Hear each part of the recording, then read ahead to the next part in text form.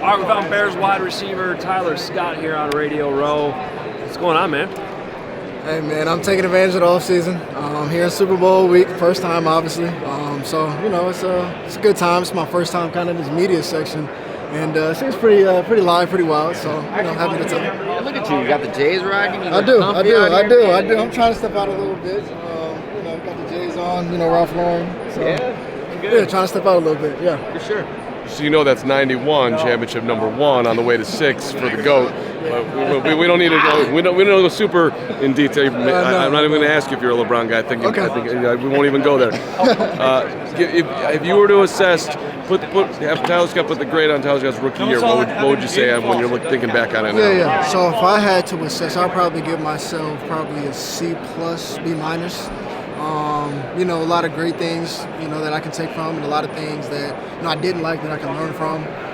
I think, me being able to play and show up, all 17 games, for me that was huge. Coming from a college season, going from camp to playing a whole season there, and then going straight into combine training, and then from combine training, I'm going to pro day training, and then from pro day training, you're going to pretty much in a rookie minicamp into OTAs into then a training camp which lasts a month long, and then you got the preseason added in there, and then boom, here's goes 17 games.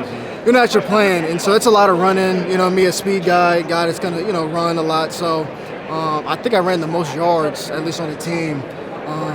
So just being able to sustain that and be able to be healthy throughout the year for me was probably something that I really took. Something where it's all right, that's something to take and grow from. Being able to show up, you had guys in and out through the season. Had Chase Claypool early on. He was gone, and then had EQ. He ended up going down, and I had to step up and take some reps, going from maybe 12 to 13 reps to now I'm getting 40 snaps a game. And I guess through that time, seeing that all right, the coaches trust me. Go out there and know what I'm doing, not have a whole bunch of misassignments and stuff like that. So, it was just a lot of good things I could take from the season.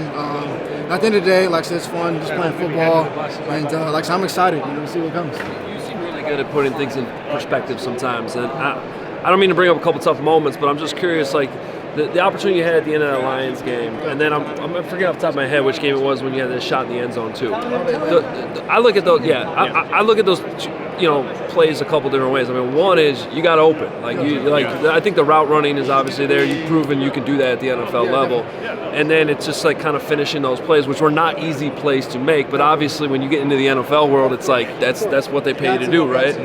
So I'm just curious how you look at Definitely.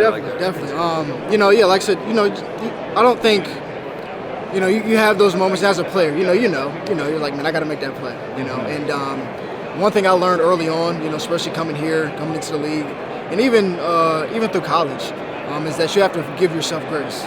Even when other people won't. And if you don't, and you're gonna have a lot of people coming in, banging you, whether it be social media or whatever, just outside noise. You have to continue to believe in your own self. And so, definitely good things. As far as you mentioned, getting open. For me, the game started slowing down. Especially in the back half of the season, where you get out there at first, and you get out, my legs shaking. I'm like, gosh, I'm out here. And then you get snaps under your belt. Now you feel like you belong. And a lot of guys talk about the speed of the game and things of that nature. And what I found was that it's not necessarily I catch the ball and this guy's fast enough to catch me. It's the guy that I'm going against. His mind is faster than my legs. And so it's just that anticipation, And so for me, it started to click, later in the season. I started to feel the anticipation where, before it was like, man, all right, where do I line up? Is it, what's the audible, stuff like that. And then as soon as I'm trying to figure that out, set hut, and now the play's going, and I'm like, all right, shoot, I'm just running. And so, as the season went on, I was able to actually look up at the defense, see what was going on, see who I was going against, see what the coverage was, remember, tails, tendencies, all those different things. And, once I got that, I was able to get open, whether it be in the end zone or, whatever, just find myself being able to, have some space, to do what I can do. And now it's just, like I said, finish those plays off. I didn't start playing receiving until I got to college. I'm just continuing to get comfortable catching the ball. Even now, I pretty much everywhere I go, All around the house. I got a football in my hand. I sleep with it. I'm throwing it up in the air. I'm just playing catch it myself, also on the jug machines and things of that nature. But I'm just trying to get in love with just the football, catching the football and just catching it in different ways. So at the end of the day, that's what you're supposed to do, because even if you can't get open, as long as you can catch the ball, that's all that matters. So, Tyler, you were saying that you were excited for next season. Obviously, you're going to have a new OC, Shane Waldron. Yeah. What's kind of like the vibe right now with him and like what he can add to? Yeah. So obviously a new offense. I'm not sure if he was kind of under the same type of system that Getsy was, but we'll see. We'll see how if things go, things shake out. He just hit me up, I think about 2 days ago. Just hit me up, just said he was excited to get to work, and and just told him the same. I was excited to get to work too. So brand new for the most part, offensive staff. We had Coach Morgan and Coach Dre back. But new receiver coach and Chris Beatty, and quarterbacks coach obviously, and so. So it's going to be a new offense. We'll see what happens. But like I said, I'm excited. New opportunities and things of that nature. Bears fans, they were at times like, well, why is Luke asking Tyler to block when he's not the biggest dude out there? Yeah. Like, what was it like for you playing for Luke?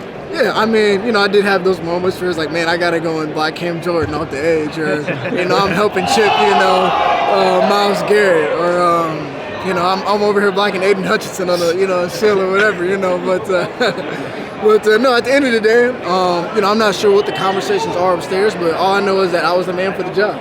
And so, I may not be the biggest person in the world, but I'm going to put my nose in there, and do the best that I can, So, at the end of the day, I think that's just in the workforce period. You're going to be asked to do things that, you may not think is your strongest suit. You may question, but you're going to do what your boss tells you to the best of your ability, and that's what I do. I'm curious. The fans are talking about it constantly, the quarterback situation and what's going to happen here. We know inside that locker room how much you guys love Justin Fields, but just, as his teammate, how closely are you watching this, paying attention to how this is all unfolding right now? Yeah, no, I had to turn Twitter off, honestly, because I'm like, gosh, every time I open it up, it's something about Caleb Williams or Justin Fields or something. And,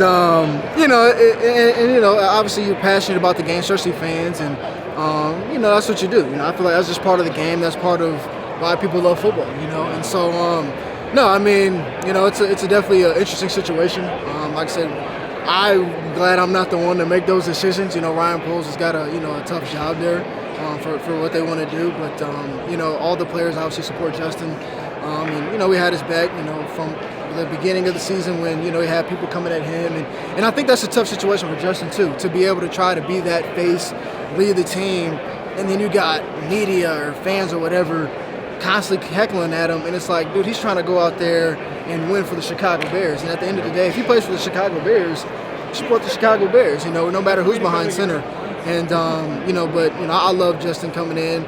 I may be a little biased because I was an Ohio State fan growing up, and I love watching Justin, and but definitely an interesting conversation, interesting situation. I knew I was going to get probably a whole bunch of questions about, well, what do you think and all this, but honestly, at least me, I know just as much as you guys do, honestly. So I'm not sure what's going to happen, but my job is just to be prepared for whoever gets back there, and whoever does.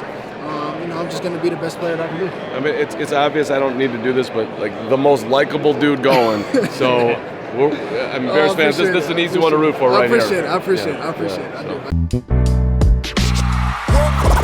Y'all silly like the mayor.